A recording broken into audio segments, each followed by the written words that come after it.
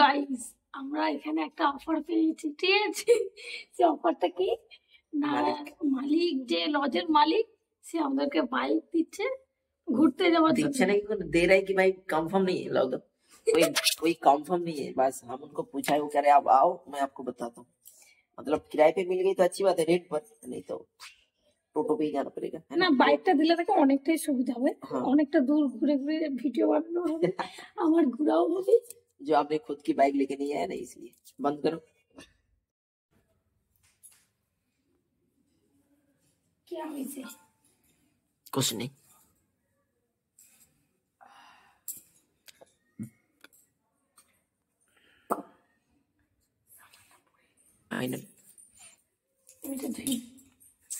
धोने के बाद जाओगे क्या? यस। কি সুন্দর ক্যামেরাটা, রেসিপিটা করেছে বাবা। आप खा के देखते, ज्यादा तीखा नहीं बनाए बस, ঠিক আছে টেস্ট করো। यस